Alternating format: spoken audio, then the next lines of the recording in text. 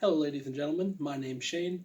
Welcome back to the Horror Basement and yet another installment in the classic horror review series, where I review 50 horror movies ranging from the silent era through the 60s, which are in the Treeline Films classic horror movie box set. Today we're going to be talking about The Vampire Bat from 1933. This movie takes place in the small German village of Kleinschloss, Kleinschloss, coin purse, and the citizens of the village, as I'll call it for the remainder of the video, have a little bit of an issue. 6 people have been found dead, presumably murdered, with 2 small puncture wounds in their neck, and their bodies entirely exsanguinated, or in layman's terms, drained of all their blood. So the mayor or burgermeister and his cabinet of other old guys immediately believe that this is the work of a vampire, and it's seemingly up to apparently the only policeman in town, Carl, and the only doctor in town, Dr. Neiman, to figure out who is actually committing these murders, whether or not it's a vampire, there's something else nefarious afoot. Now, on top of believing that this is the work of a vampire, the townspeople believe they already know who it is. There is a village idiot named Herman, who is played by Dwight Frye, who is, of course, famous for playing Renfield in Universal's Dracula, and the hunchback Fritz in Universal's Frankenstein. Many people, because of Young Frankenstein, believe the character's name was Igor, but in the original, the hunchback is Fritz. So Dwight Frye essentially plays a 1930s stereotype of a severely autistic or mentally disabled person. Like, he doesn't work, doesn't really have a place in society, he kind of drifts around, talks to himself in broken, improperly put together sentences. And because of this and his affinity for the local bat population, the villagers believe that he is the vampire that's committing these murders. And also, Carl, the policeman, who is the main proponent of the "it's obviously not a vampire, vampires aren't real" theory, he has a girlfriend, Ruth, who is played by Fay Wray, famous, of course, for her role in King Kong, the original, and among others. And she actually happens to work as like a lab assistant for Dr. Neiman, who is played by Lionel Atwill, who we've seen a few times before in other movies in this series.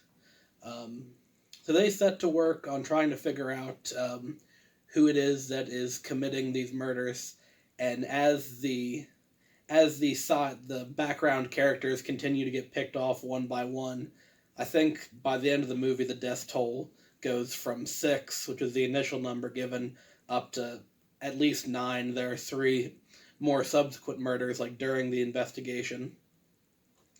And somewhere in there,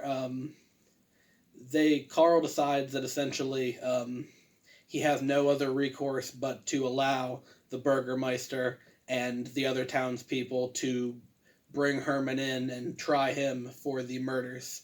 And since this is a small German village, they do what all small German villages do. They get their clubs and their torches, and they form an angry mob and chase Herman into a cave where, when backed up into a corner, he leaps to his death 50 feet below, which of course happens. He falls down, and the rest is off screen because the movie didn't have the budget for that.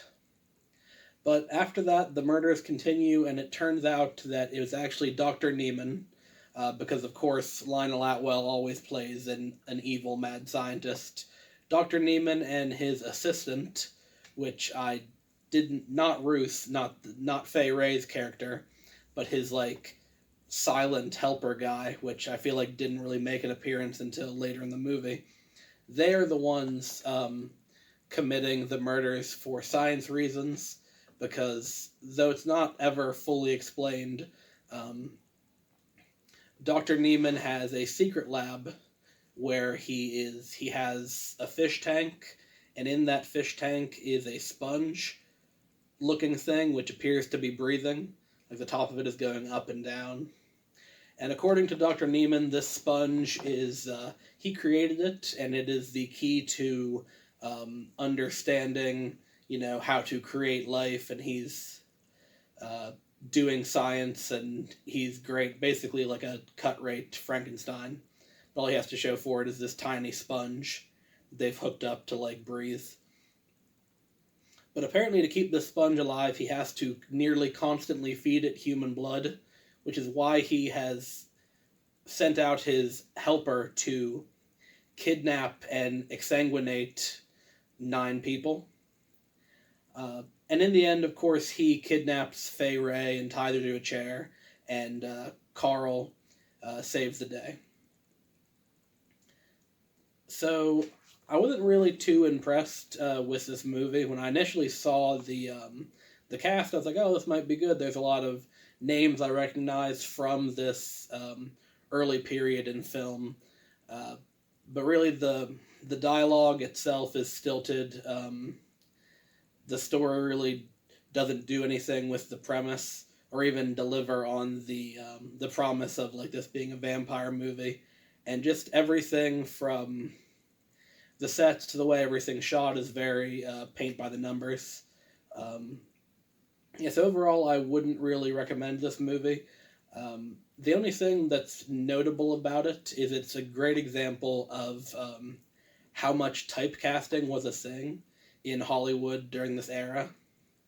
Because, this is still pretty early in their film careers, but you already had Lionel Atwill playing a mad scientist, you had Dwight Frye playing a crazy person, and you had Fay Wray playing a love interest that doesn't really do anything on her own end to affect the plot. But other than that, and a short and forgettable entry, unfortunately. So that's going to be it for today's video. I hope you all enjoyed it.